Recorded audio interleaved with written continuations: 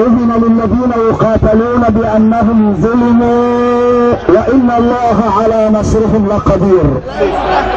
اللهم انصرنا على الظالمين، اللهم انصرنا على الفاسدين، اللهم انصرنا على الدكتاتوريين، اللهم انصرنا على المحتلين لمصرنا يا رب العالمين، اللهم انصرنا على الطغاة والظالمين، اللهم انصرنا على القتلة المجرمين، اللهم انصرنا على كل من تواطأ على دم شهدائنا الأبرار الميامين. باسم 150 عالما من علماء الازهر المستقل، لا جماعات ولا احزاب، باسم 150 عالما من علماء عمداء كليات الشريعة والقانون والدعوة والدراسات الإسلامية، نعلنها اليوم برسائل واضحة صريحة لا تعرف اللف ولا الدوران، انصافا لهؤلاء الشباب الذين قادوا مسيرتنا من اجل تحرير مصر. تحية لشهداء الثورة، تحية لهؤلاء الابطال، تحية لهؤلاء الذين لولاهم ما استطاع احد منا ان يتكلم الان بكلمة. تحية لدماء الابرار. الله اكبر، الله اكبر، الله اكبر، الله اكبر. تحية لشباب الثورة الذين انكروا ذواتهم، لم يقبلوا ان يكونوا في كرسي، ولم يقبلوا ان يدخلوا برلمان، ولم يدخلوا كعكة تقسيم الغنائم. تحية لهؤلاء الشباب الذين افتري عليهم، تحية لهؤلاء الذين حملوا واجب أمة، واجب رجال، واجب علماء، واجب وطنيين نسوا دورهم. فقام هؤلاء الشباب بهذا الدور الوطني، ظلموا وافتري عليهم بوسائل الاعلام الفاسد بالاشاعات الكاذبه والمفتريات المغرضه، تارة بالعماله، تارة بالاجنده، تارة بالتمويل الخارجي، وهم الذين عاشوا تحت الامطار وعاشوا في صقيع البرد وتلقوا بصدورهم الرصاص من اجل تحرير مصر من كل فاسد ظالم. تحية لشباب الثورة من منصة 6 ابريل وغيرها من ثوار مصر الاحرار. تحية لهؤلاء الابطال الذين قالوا كلمة الحق عندما انكرها الكبار، ووقفوا في الميدان عندما جرى صناع البطولة الزائفة وتواروا خلف الاسوار. تحية لهؤلاء الشرفاء من شباب مصر الذين حملوا ارواحهم على اكفهم من اجل نصرة مصر وتحرير كل مصري ومصرية، مسلم ومسيحي، من اجل ان تعود كرامة الانسان المصري. تحية لفتياتنا، تحية لنسائنا، تحية للمرأة المصرية، تحية للفتاة المصرية التي وقفت في الميدان تداوي جرحى وتطعم الجوعى وتنشر رسالة الحق. عندما تهرب الرجال كانت النساء والفتيات في المقدمة كعائشة ام المؤمنين وكفاطمة بنت محمد وكنسيبة بنت كعب وكأم عمارة في الميدان يوم احد وفي كل ميادين رسول الله في جهاده. كانت المرأة في الميدان. نقولها للذين عيروا بناتنا وتستروا على من عروا شرف بناتنا، نقول لهؤلاء تحية للدكتور احمد حرارة وكل شاب فقع عينه.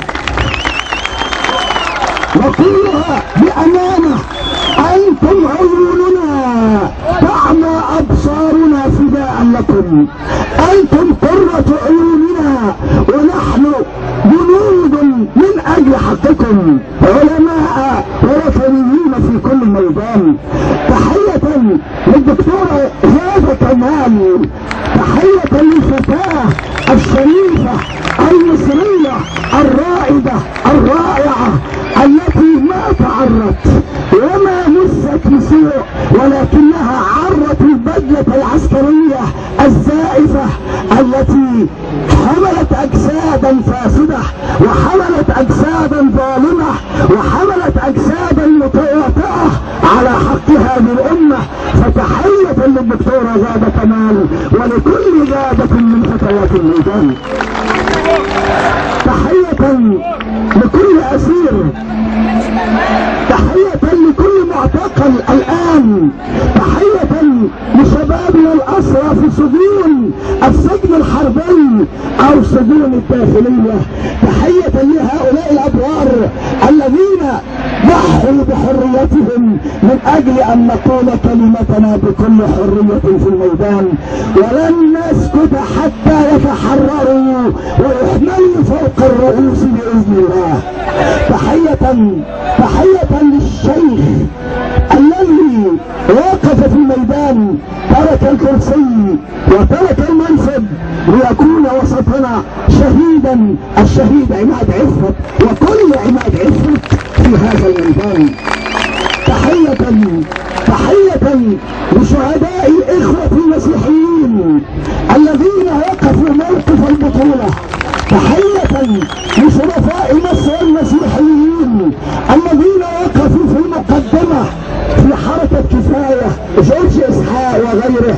تحية لكل الإخوة المسيحيين الذين تمردوا على الفتاوى الفاسدة كما تمرد الشباب المسلم على الفتاوى الجائرة، ليكونوا لحمة واحدة مع شباب مصر من أجل قضية عادلة.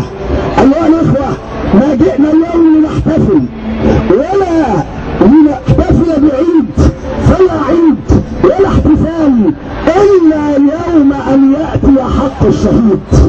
لا عيد لا احتفال ولا عيد إلا يوم أن يأتي بحق الشهيد. نقسم بالله إن لم يقتل من قتلهم فلا سوف لن يبارح هذا الميدان حتى نقتل مثلهم أو ينالوا حقهم. إن الله عز وجل قال في قرآنه كلاما صريحا: يا من تتحدثون باسم الشريعة، أنا واحد من عمداء كلية الشريعة من 57 دولة على مستوى العالم، أقول لهم أن صوت الشريعة في القرآن يقول فيه ربنا: يا أيها الذين آمنوا كتب عليكم الصيام كما كتب على الذين من قبلكم.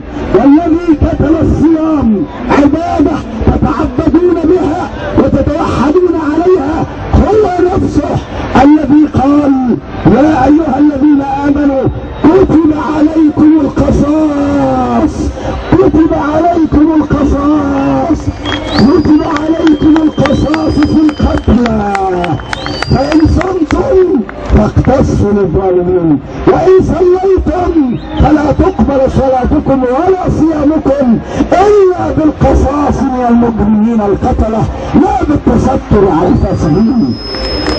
هذه شريعة العدل، هذه شريعة الحق.